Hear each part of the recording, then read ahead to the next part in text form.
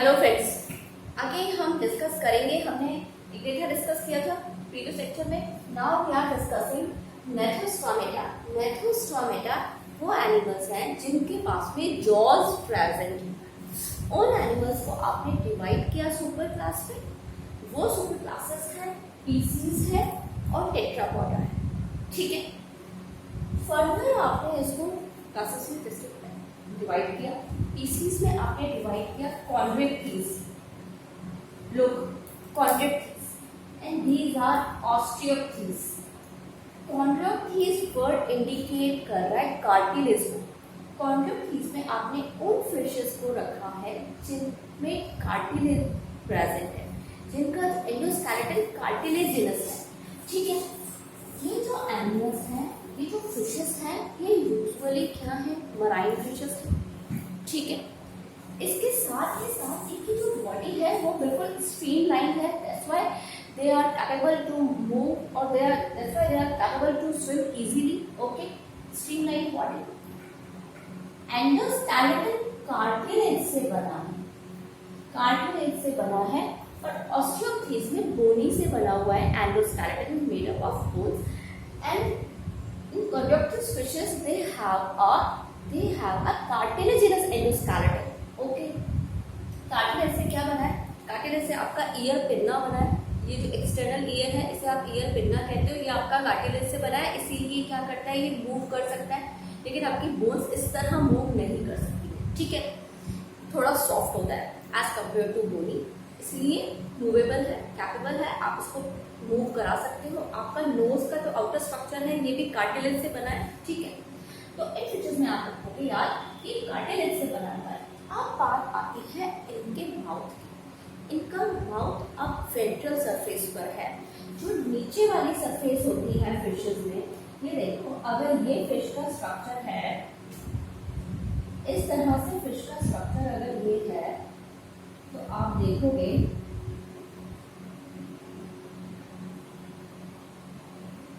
Pectoral fins, pelvic fins और यहाँ ये कॉर्डल फिन्स प्रेजेंट होते हैं।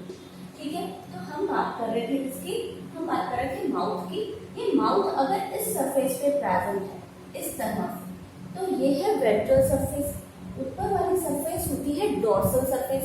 जो नीचे की साइड बेली पोर्शन है वो सरफेस है आपकी वेंट्रल साइड। ठीक है, तो ये है आपकी वेंट्रल साइड जहाँ माउथ प्रेजेंट है फिश का। अब बात आती है नोटोकॉर्ड। यहाँ एक स्ट्रक्चर प्रेजेंट होता है, हमने डिस्कस किया था। कॉर्डेज में नोटोकॉर्ड प्रेजेंट है। कुछ एनिमल्स में होल लाइफ प्रेजेंट है और कुछ एनिमल्स में सिर्फ एम्ब्रियोनिक स्टेज में प्रेजेंट है। तो देखो, ये वो एनिमल्स हैं कॉन्ड्रिक्टीज जहाँ notochord through out the life present है। लाइफ के हर स्टेज में प्रेजेंट है, चाहे एम्ब्रियोनिक स्टेज की बात करते हो चाहे अडल्ट स्टेज की बात करते हो। ठीक है, तो notochord persistent that means embryonic stage से और अडल्ट स्टेज तक प्रेजेंट है। ऐसा नहीं है कि एम्ब्रियोनिक स्टेज में है और आगे नहीं है, इसलिए हमने वर्ड यूज किया persistent that means through out the life present है। ठीक है, अब बात आती है गिल स्लिट्स की। तो यहाँ गिल स्लिट्स प्रेजेंट होते हैं। अच्छा, गिल स्लिट्स तो प्रेजेंट है लेकिन ओपर्कुलम प्रेजेंट नहीं है। यहाँ इस तरह से गिल्स प्रेजेंट होते हैं और इनको एक स्ट्रक्चर कवर करता है। इस तरह से आप बनाते हो। ठीक है, इसको आप कहते हो ओपर्कुलम।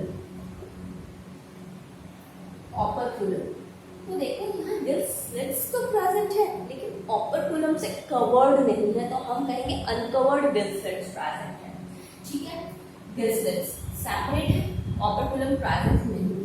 अब बात आती है फिशेस की बॉडी पे। आपने देखा है इस तरह से जब बच्चे फिश ड्रॉ करते हैं तो इस तरह से एक स्ट्रक्चर बनाते हैं।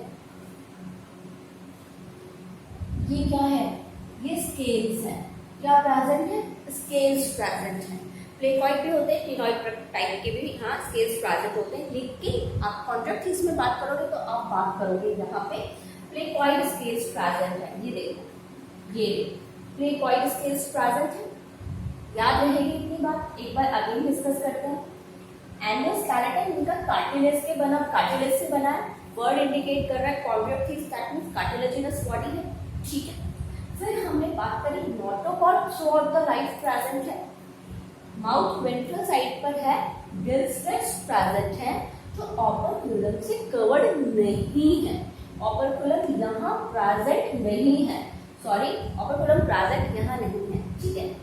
अब बात आती है जॉज की, क्योंकि हम नेथोस्टोमेटा क्लास पढ़ रहे हैं, तो नेथोस्टोमेटा में जॉ प्रेजेंट है, तो इन एनिमल्स के पास भी पावरफुल जॉ प्रेजेंट है, पावरफुल जॉ, ठीक है। ये एनिमल आपको दिख रहा है, पावरफुल जॉज प्रेजेंट है। यहाँ जब प्लेकोइड जो स्केल्स है इसी से डेवलप हुआ है, इसका टीथ डेवलप हुआ है जो अपवर्डली डायरेक्टेड है, ठीक है, पीछे की तरफ मुड़ा हुआ है। आप इन बातों से समझो, ये जो एनिमल्स हैं इनका नेचर प्रेडेशियस है, ये प्रेडेशियस नेचर्स के एनिमल है, दैट मीन्स प्रीडेटर्स है, ये दूसरे एनिमल्स पे डिपेंडेंट है फूड के लिए, ठीक है। तो ये ऑफकोर्स अटैक करते हैं और अपना फूड लेते हैं, ठीक है, प्रेडेशियस नेचर के एनिमल है। बात आती है इनकी बॉडी में किसी भी तरह का एयर ब्लैडर प्रेजेंट नहीं है।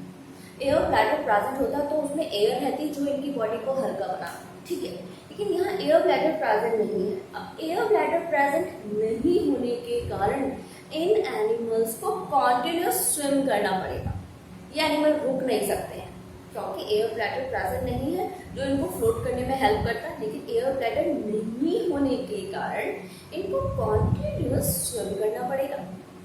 अगर कॉन्टिन्यूस स्विम नहीं करते हैं तो सिंकिंग की कंडीशन क्रिएट हो सकती है, ये डूब सकते हैं, नीचे बॉटम में जा सकते हैं।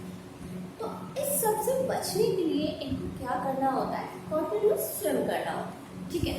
नेक्स्ट फिशेस में हमने देखा था, फिशेस का जो हार्ट था वो 2 चैम्बर्ड हार्ट था, ठीक है, एक ऑरिकल प्रेजेंट था और एक ही वेंट्रिकल प्रेजेंट था।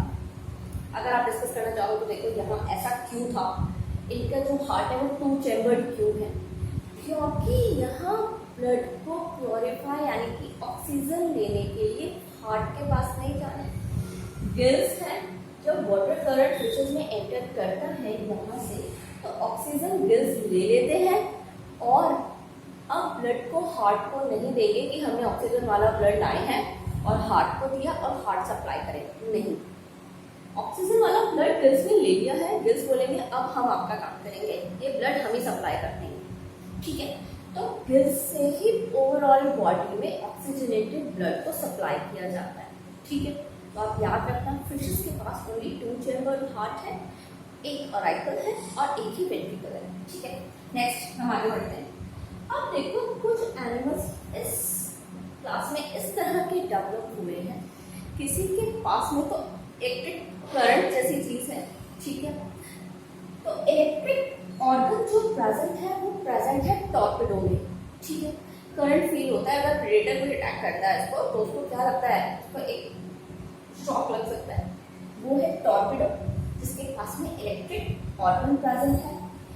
एक है poison sting, sting that means जैसे स्कॉर्पियन देखा उसके पास में स्टिंग प्रेजेंट होता है, वो आपकी बॉडी में इस तरह से अगर इंजेक्ट कराता है तो पॉइजन आपकी बॉडी में इंजेक्ट करा रहा है, ठीक है, तो वो है पॉइजन स्टिंग, वो है ट्राइगन, ठीक है, नाम याद कर सकते हो गन, ट्राइगन है जिसके पास पॉइजन स्टिंग प्रेजेंट है।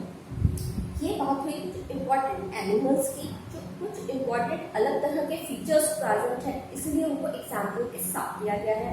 देखो अगर आपका एनसीईआरटी ये एनिमल्स को हाईलाइट कर रहा है तो आपको ध्यान रखना है ये एनिमल्स इम्पॉर्टेंट हैं आपके लिए, ठीक है। नेक्स्ट बात आती है मोस्टली एनिमल, ये हम बात डिस्कस करेंगे।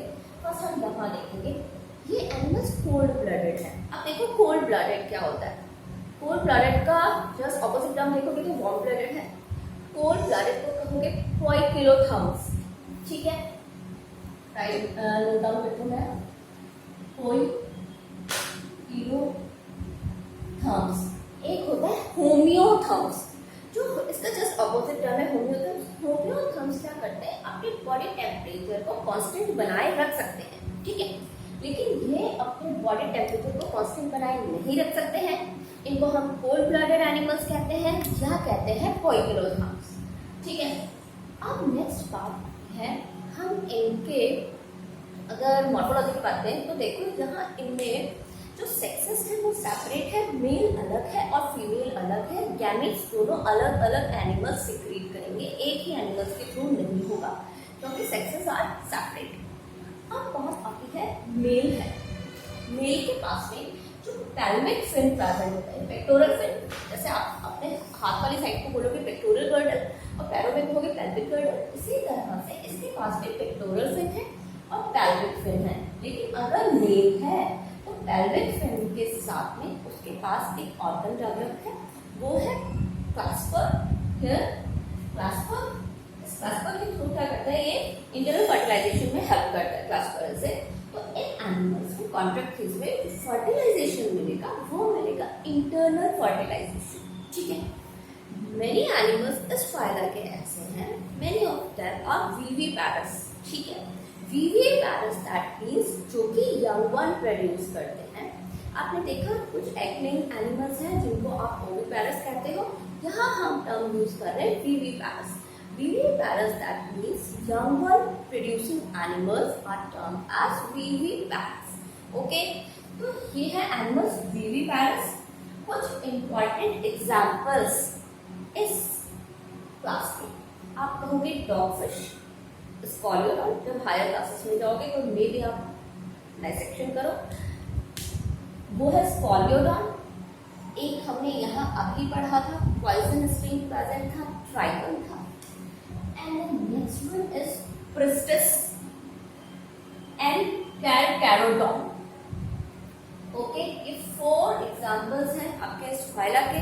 Important thing, इस फाइला की एक बार फिर देख लो। एंडोस्केलेटन कार्टिलेजिनस है, मराइन एनिमल्स है, गिल्सलेट्स प्रेजेंट तो है पर ये ओपर्कुलम इनके पास प्रेजेंट नहीं है।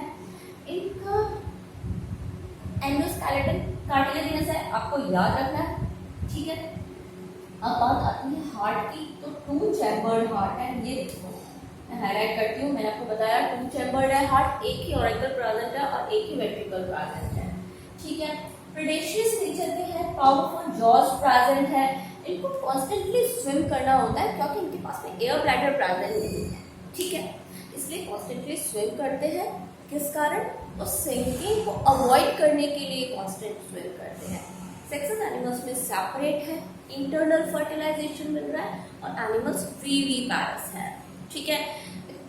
नीट के लिए आपको अगर बेस्ट है पढ़ना तो वो है एनसीईआरटी। आप इधर उधर डिस्कस करते हो हमें क्या पढ़ना चाहिए, तो बेस्ट है आपका एनसीईआरटी। एनसीईआरटी का कोई पॉइंट मत छोड़ो, वो अगर कोल्ड ब्लडेड को पोइकिलोथर्म्स लिख रहा है तो आपको ये टर्म ध्यान रखनी है या इसका मीन क्या है वो आपको ध्यान रखना है। ओके फ्रेंड्स, थैंक यू, जय हिंद, जय